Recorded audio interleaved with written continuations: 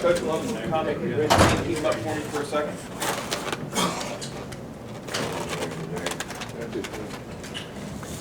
I think overall, after watching the last game, there were certainly some areas where we made some improvements, as a team. But I think overall, from start to finish, we didn't play the way we would like to play from a consistency standpoint. We just weren't clean and crisp in some of the things that we tried to execute. And, one of the things that you don't want to create is, people see your vulnerabilities, regardless of what you're doing, whether it's playing offensive line, covering a guy on defense, reading the right things, running the right routes. It really doesn't matter.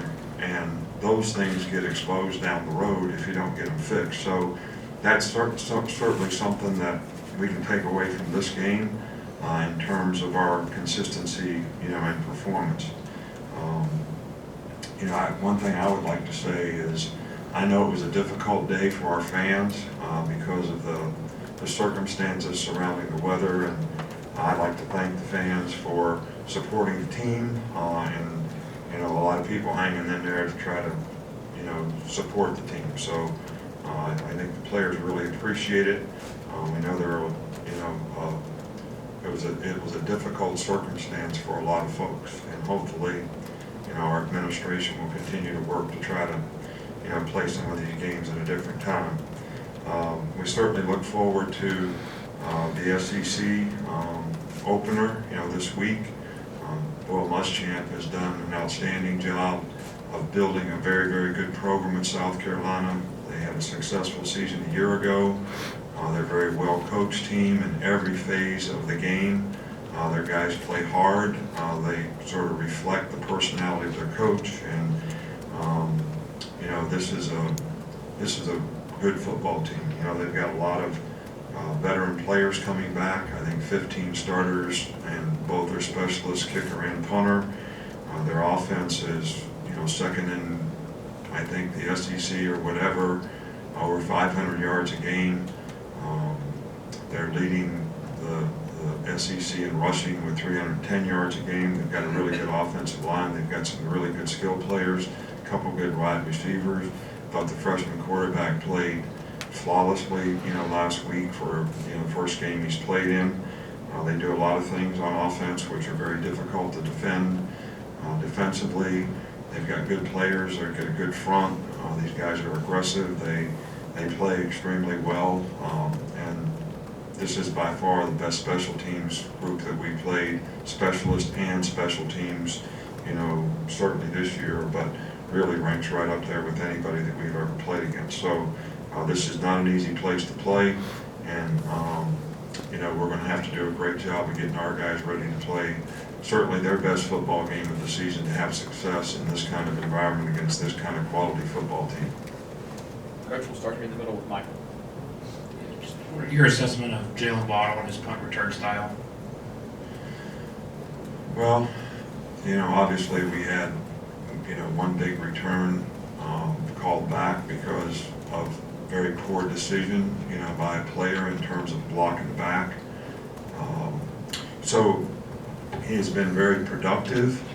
We get a lot of alternative kicks, which takes great judgment on his part as to when do I field the ball, when do I not field the ball, when do I stick it in the middle, when it's a middle return, and when do I try to get outside. So he's always done a pretty good job of that.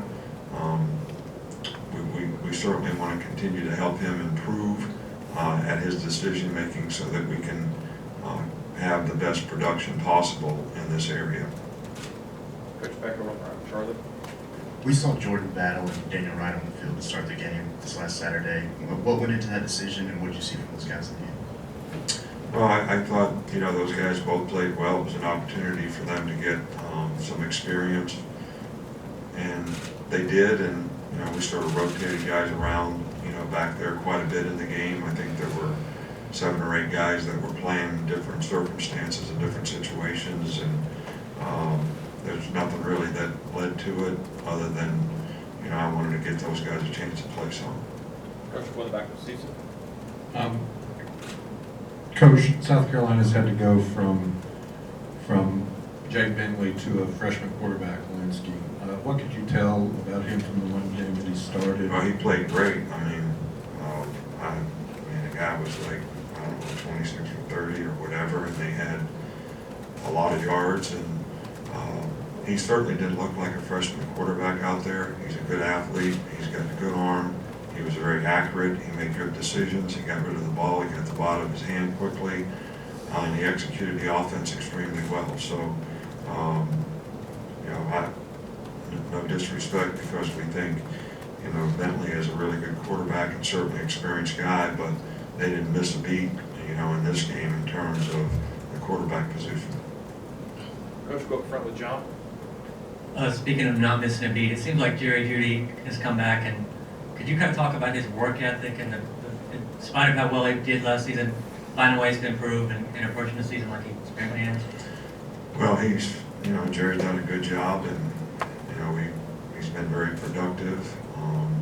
I think with all receivers, the constant sort of thing that we're trying to get our guys to do is, we want you to play great when you have the ball, but we also want you to play great when you don't have the ball. And I think that's in general theme that we want to sort of get across to, all of our guys, because whether it's a running play, whether it's a passing play where you're not getting the ball and you have to block, or you got to convert an RPO into blocking, these things are critical to helping your teammates. No different than your teammates better do a good job when you get the ball, or you won't have a chance to be successful. So Jerry's been pretty good with the ball, and as a group, we would like to improve a little bit when we don't have the ball. Going back with Brett. In what ways has Tua grown mentally in running an offense and both making right decisions when the ball snapped?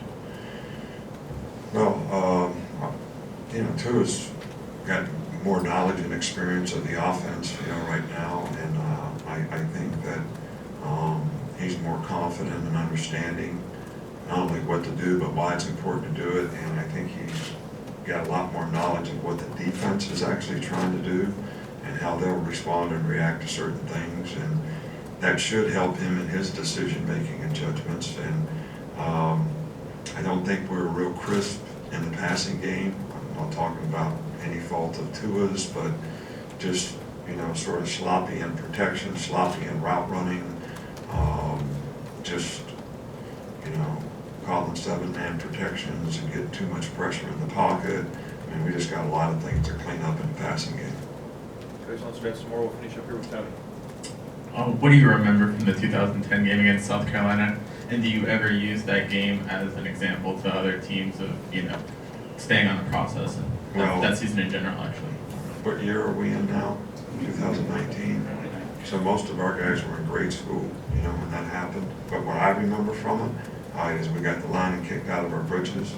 I don't know if you know what that means, but that means you get your butt kicked so bad you got no seam in the back of your pants. So, yeah, I remember that. But I'll ask the players today if when they were in 6th grade, do they remember it? But we'll see.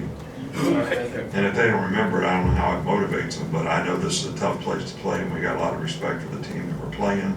And I think that the players on our team need to have the proper respect in terms of what they need to do to prepare to play a good team like this. All right, Coach. Thank you. All right, thank you.